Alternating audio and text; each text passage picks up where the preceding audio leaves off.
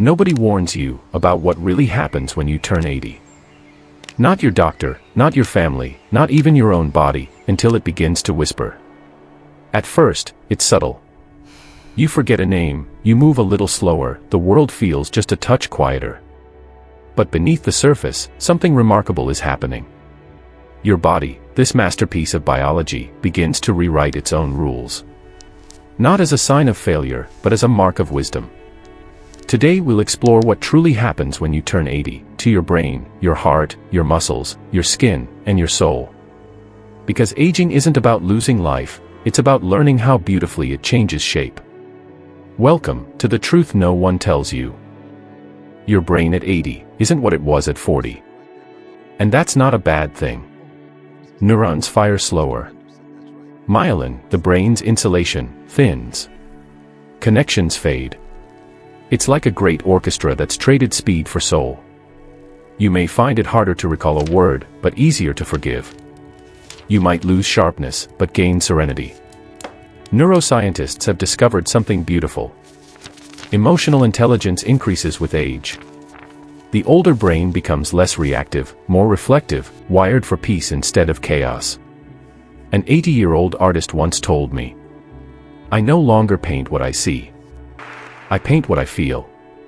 That's the aging brain, slower, but deeper. Not decline, refinement. Take Maria, a former pianist from Lisbon. At 81, arthritis made her hands stiff. She couldn't play fast anymore. So she began to teach children instead. She said her music finally had a purpose, not to impress, but to pass on. Her students call her the slow metronome, and she laughs. That's the truth of the aging mind, it doesn't lose rhythm, it changes tempo to match wisdom. The brain may slow, but the heart of the mind grows richer. By 80, your heart has beaten over 3 billion times. 3 billion acts of survival. Yes, its walls stiffen. Arteries lose elasticity. Blood pressure rises. But the heart doesn't quit, it adapts. It learns efficiency, it finds new rhythms. Doctors call it cardiac remodeling. I call it wisdom under pressure. Every joy you've felt, every loss you've endured, your heart remembers them all. Through it all, it keeps beating. There's a man named Harold, from Montana. At 84, he walks 3 miles every morning to the same coffee shop, where he met his late wife 6 decades ago. He orders 2 cups. One for himself, one for her. The waitress asks why he keeps doing it. He smiles and says, "It's how I keep her heart beating with mine." The heart isn't just a pump.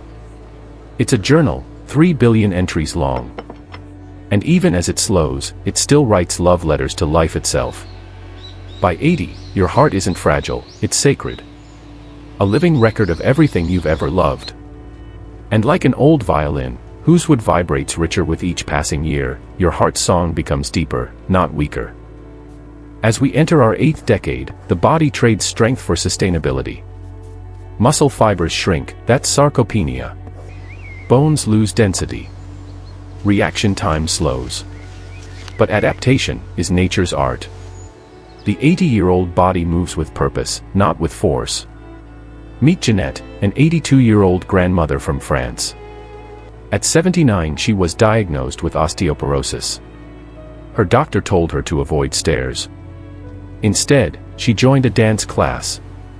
3 years later, she's teaching other seniors how to waltz slowly but gracefully.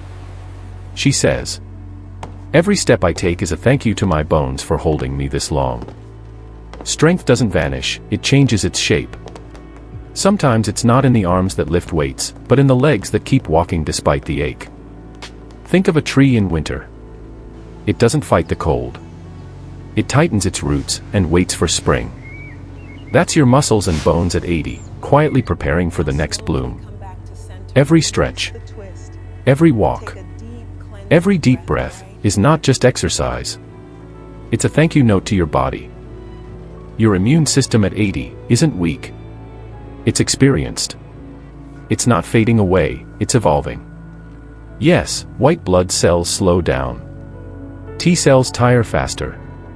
Inflammation rises more easily. But that doesn't mean defeat. It means wisdom. Your immune system becomes selective. Like an old general, commanding fewer soldiers, but with sharper instincts. It no longer fires at every noise. It waits, listens, and strikes only when necessary. Scientists studying people who live past 100 found something remarkable. Their immune cells don't fight harder, they fight smarter. They rest more, repair more. They focus on balance, not battle. There's a woman in Okinawa named Akiko. She's 103, still tending her garden every morning. When asked how she stays healthy, she smiles and says, "I talk to my vegetables. They keep me calm." Maybe that's her secret. Because calm is chemistry. Peace is medicine. Your immune system listens to your thoughts more than you realize. Every deep breath, every moment of gratitude, is like telling your body, you're safe. And when your body feels safe, it starts to heal. At 80, your immune system isn't fighting against life. It's fighting for it, wisely, quietly, and with heart. At 80, your skin becomes a map. Every wrinkle is a road. Every line is a memory. Every spot of sunlight is a story. Collagen fades, elasticity softens. The skin becomes thin, like delicate paper. But that paper is filled with the poetry of time. You may lose smoothness, but you gain honesty. Look at an old pair of hands. The way they tremble slightly, the way veins trace like rivers beneath the surface. Those hands have cooked meals, built homes, held lovers, wiped tears, carried generations. There's an 87-year-old photographer named Samuel. He takes portraits of people over 80 and calls the series The Beautiful Evidence. He once said, "I used to chase perfect faces. Now I chase stories." That's what your skin becomes. Not a mask, but a museum. And as your senses soften, your hearing dulls, your eyesight dims, your taste fades, something else awakens. Appreciation. You stop chasing volume, and start listening for meaning. You stop needing brightness, and start noticing light. As one poet wrote, "The older I grow, the more silence I hear." Silence is not emptiness. It's clarity. It's the world finally whispering instead of shouting. People fear losing memory. But few realize, memory doesn't disappear. It prioritizes. At 80, your brain begins to keep only what matters most. The faces you loved. The laughter that stayed. The touch of someone who made you feel safe. Science calls it selective consolidation. I call it grace. Your mind edits the story of your life, cutting out the noise, the clutter, the meaningless scenes. And what remains is the highlight reel of your soul. There's a retired teacher named Dorothy. She's 88 and can't recall her students' names anymore. But she remembers how each one made her laugh. When asked if she misses her memory, she said, "No. I traded facts for feelings. I think it's a good deal." Maybe that's the truth. We don't lose memory, we distill it. We stop remembering to perform, and start remembering to feel.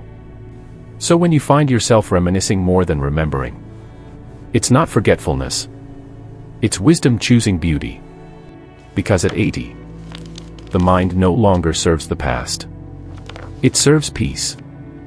Turning 80 is not the end of your body's story. It's the beginning of your soul's clarity. For 8 decades, your cells have fought, healed, rebuilt. They've carried you through storms you thought you'd never survive. And now, your body slows, so your spirit can finally catch up. At 80, you see truths that youth can't. Life isn't measured by speed, but by depth. The young rush to arrive. The old understand, there's nowhere to go. You've been here all along. Yes, the brain slows. Yes, the body bends. But the heart, it grows bigger than ever. Maybe that's what aging was meant to do all along. To remind us that fragility is not failure. It's proof we've truly lived. There's a widower named Emilio in Spain. Every evening, he sits on the same bench by the sea and talks to the horizon as if it were an old friend. When someone asked what he talks about, he said, "About everything I didn't say when I was too busy living." He pauses, smiles, and says softly, "It's funny. The sea listens better now." That's what 80 gives you, the time to listen and to finally be heard. If you're lucky enough to reach 80, your body may be fragile, but your wisdom becomes indestructible. If this story spoke to you, share it with someone who needs to hear it. Remind them that aging is not a curse. It's a privilege. Because the truth is simple. Your body may grow old, but your soul is timeless. And when the day comes that your hands tremble and your steps slow, remember, you are not fading. You are becoming.